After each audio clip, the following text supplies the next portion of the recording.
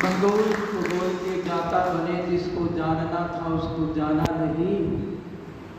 भूल करते हैं भूलों पे प्रेमी कोई पछताने वाला, जो मर्जी है कह देता है कोई। महर्षि स्वामी दयानंद महाराज ने आर्य समाज के साथ साथ में 4 समाजों का गठन किया था। कुछ लोग तो जानते भी नहीं होंगे कि कोई 4 समाज कौन कौन से थे, 4 संगठन कौन कौन से थे। एक उन्होंने गठन किया था विद्या आर्य सभा।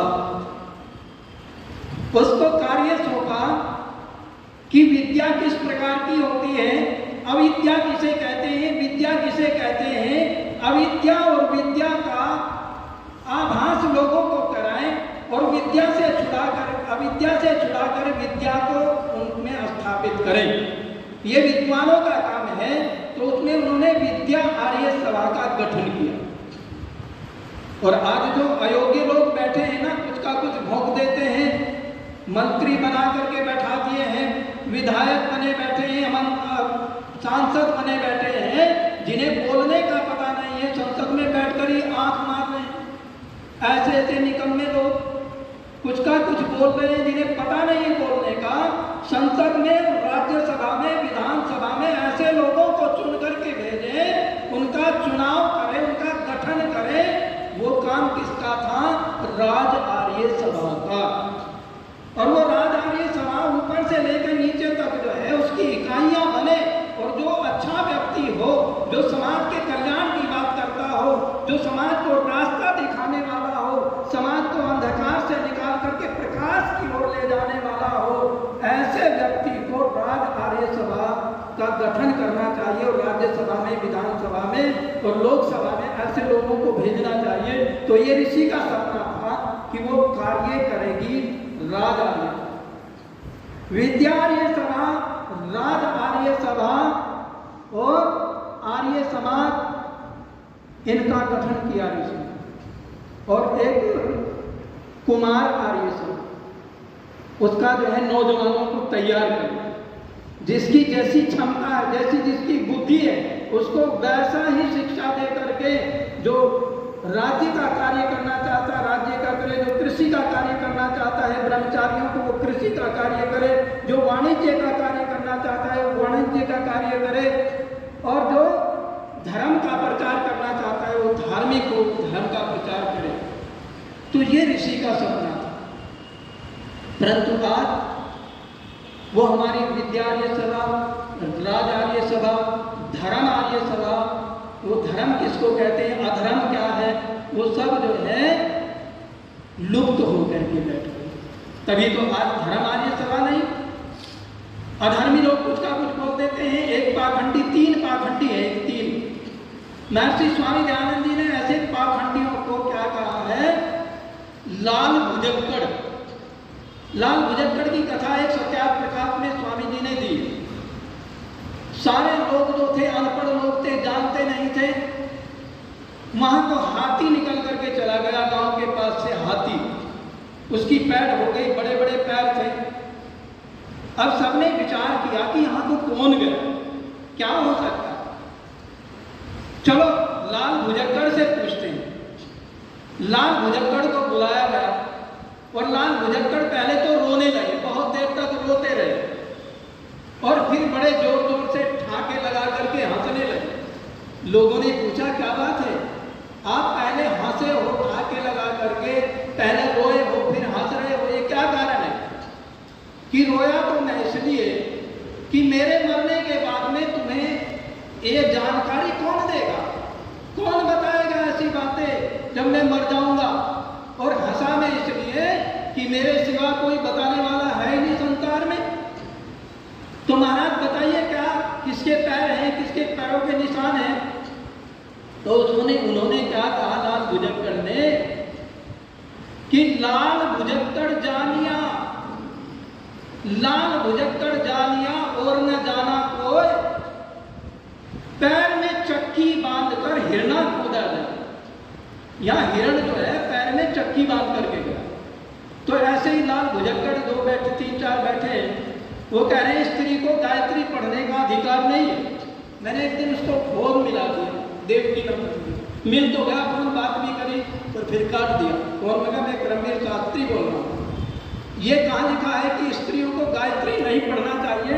और यदि स्त्री गायत्री ना पढ़ती, वेद ना पढ़ती, तो गार्गी कौन थी? गार्गी ने जनक की सभा में याज्ञवल्क्य को जो है बेउत्तर कर दिया, निरुत्तर कर दिया, और उसका शास्त्रार्थ हुआ याज्ञवल्क्य के साथ में। यदि वो वेद पढ़ी नहीं थी तो याज्ञवल्क्य का मुकाबला कैसे किया? और फिर मंडन मिश्र की पत्नी, जिसका शास्त्रार्थ जो है उन शंकराचार्य के साथ में हुआ, विद्या भारती, और वो निर्णायक बनी, जज बनी दोनों के बीच में जब शास्त्रार्थ चल रहा था। और उन्होंने कहीं जाना हो गया तो दोनों के गले में एक फूलों की हार पहना दिए, और आकर के देखा तो उनके पति के जो गले में हार था वो मुरझा गया, क्योंकि उनको क्रोध आया किसी बात पर, शरीर गर्म हो गया, शरीर की हीट बढ़ी और वो फूल मुरझा गए। उसने परख लिया कि ये हार गए। और बात इसी पर तय थी कि जो भी क्रोध में आ जाएगा वो ही हार जाएगा। भारती माँ ने निर्णय दिया, उसको जिता दिया शंकराचार्य को, लेकिन ये कहने लगी अभी आप ये मत समझना, निर्णय तो मैंने दिया है, पर मैं इनकी पत्नी हूं, मेरे साथ आपको शास्त्रार्थ करना होगा। और मंडन मिश्र की पत्नी ने, भारती ने शंकराचार्य को शास्त्रार्थ में हरा दिया। तो मतलब वो कैसे हराया उसने, यदि वो वेद पढ़ी भी नहीं थी? अनुसुईया, अनेकों, माता गार्गी, कात्यायनी, अनेकों उदाहरण मिलते हैं। पर ये दुष्ट कह रहे हैं कि उनको गायत्री नहीं पढ़ना चाहिए, गायत्री मंत्र का उच्चारण नहीं करना चाहिए। और बैठे हैं, कैसे बैठे हैं कि हाँ महाराज सत्य वचन है, सब यही कहने वाले हैं। बाल की खाल तो उतरती है कहाँ पर? आसमान के सत्संग में। अगर मेरे मुंह से कोई बात गलत निकल जाए तो निर्णय लेने वाले बहुत बैठे हैं, पूछेंगे बाद में ये क्या है, लेकिन वहां तो सत्य वचन है। आओ एक गीत और।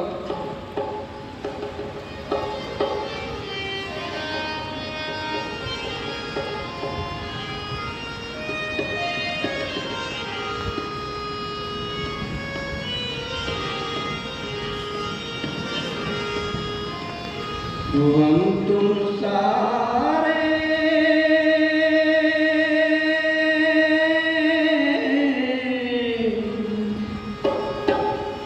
एक हैं, फिर कैसी अनबन बने भाई भाई दुश्मन, निकाले आओ ये उलझन।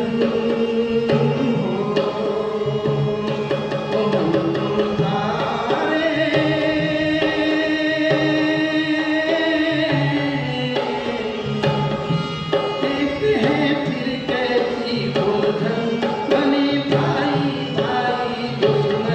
निकाले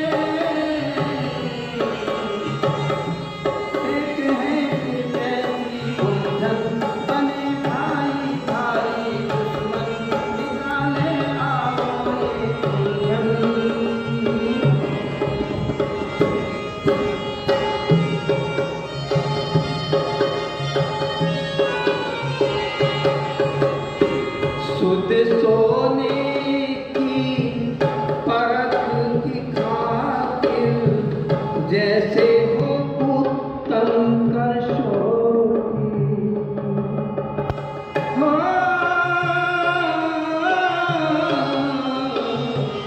सुध सोने की परख की खातिर जैसे हो उत्तम कशोरी। बल बुद्धि युक्ति से निखारो, बल बुद्धि युक्ति से परखो, बात बड़ी और छोटी।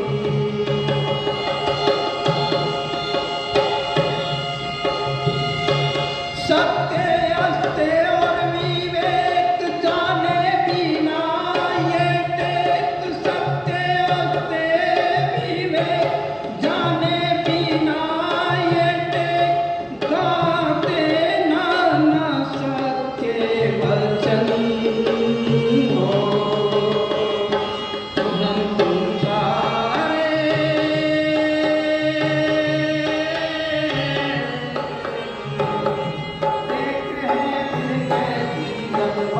बने भाई भाई दुश्मन, निकाले आओ ये उलझन हो तुम सारे।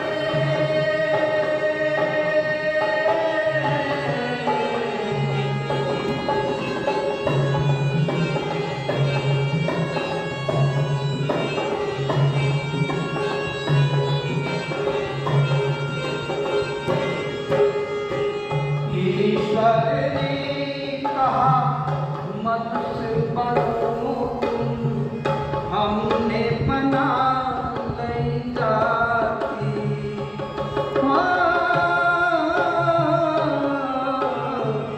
ईश्वर ने कहा मनुष्य बनो तुम, हमने बना नई जाति। सत्य धर्म और कर्म को तज कर बन गए हम उत्पाती। आओ लग जाए गले, प्रेमी मिलकर सब चले, लक्ष्य पूर्ति की लेकर लगन हो हम तुम सारे।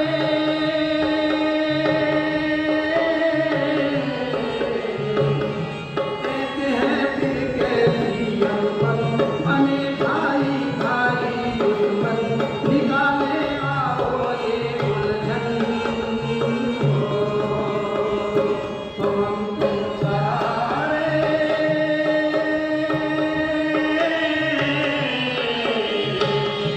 एक है फिर कैसी अनबन, बने भाई भाई दुश्मन, निकाले आओ ये उलझन हो। मनुर्भव, ईश्वर ने संदेश दिया है, वेद में आया है कि मनुर्भव, हम मनुष्य बने। और हमने क्या किया इस समाज में, क्या किया, जातियों में बांट दिया समाज को। और जातियों में भी जातियां हैं। एक मुल्ला जी का और पंडित जी का जो था, दोनों का यारियाना था।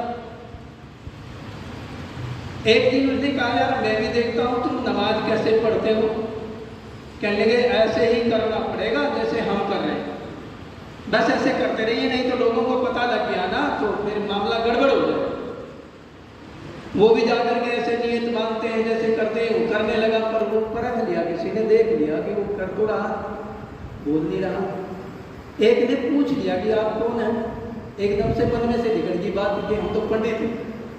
ओ पंडित का नाम सुनते कौन से पंडित हैं कि हम तो गौड़ ब्राह्मण हैं। अब गौड़ में कौन से हो, वो भी मुल्ला जी भी जानते थे, बहुत सारे जाने हैं।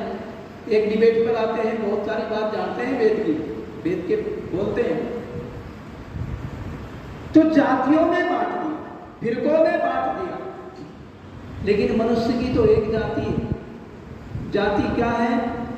भेड़ की जाती है, भैंस की जाती है, बैल की जाती है, गाय की, कुत्ते की जाती है, लेकिन मनुष्य की तो एक जाति है। हाँ, इतना जरूर है कि इसको 4 भागों में बांटा गया, ब्राह्मण, क्षत्रिय, वैश्य और शूद्र। और यहाँ जाति के आधार पर नहीं माना गया। तो कोई लोग चिल्लाते हैं मनु महाराज की मनुस्मृति को जलाया। विधानसभा में मनु महाराज जी का बहुत बड़ा एक स्टेचू लगा हुआ है राजस्थान में, लोग हटाने के ऊपर तुले गए। कोर्ट में उसके ऊपर जो है केस दायर कर दिया कि इसको प्रतिमा को हटाना है। पर एक आर्य समाज का विद्वान पहुंचा कोर्ट में, सारे साक्ष्य लेकर गए और मनुस्मृति याद थी, बस उसने जो था तर्क जब दिया तो जज भी कांप गया उसके सामने। तो वो स्टेचू फिर हटा नहीं। तो मैं कहता हूं कि हमें जानकारी होनी चाहिए। आइए एक गीत और सुना। बिना जानकारी के तो आज जो गवर्नर खड़ा है, आज जो जातिवाद में बटा हुआ देश है, इसी प्रकार देखो कहां कहां दंगे हो रहे हैं। क्यों हो रहे हैं? ये अपने को बड़ा मानने की बात कर रहे हैं। मेरा फिरका जो है तो बड़ा है, मेरा मजहब जो बड़ा है, मेरा जो संप्रदाय है वो बड़ा है, और कुछ का कुछ बोल करके लोगों की भावनाओं को आहत किया जाता है। गलतियां करते हैं लोग, और ये गलती का जो है भुगतना पड़ता है। अंजाम जो है, जब गलती की जाती है तो उस गलतियों का अंजाम कई पीढ़ियों तक भुगतना पड़ता है। प्रभावित हुए बहुत अकबर वैदिक संस्कृति से प्रभावित हुए दारासी को, जिन्होंने उपनिषदों का फारसी में अनुवाद किया। तो जब पढ़ लेता है व्यक्ति, जब जान लेता है व्यक्ति, तो उसके अंदर जो है, अंदर का उसका क्रूरता समाप्त हो जाती है, उसका राक्षस मर जाता है, वो मनुष्य बन जाता है। तो आइए एक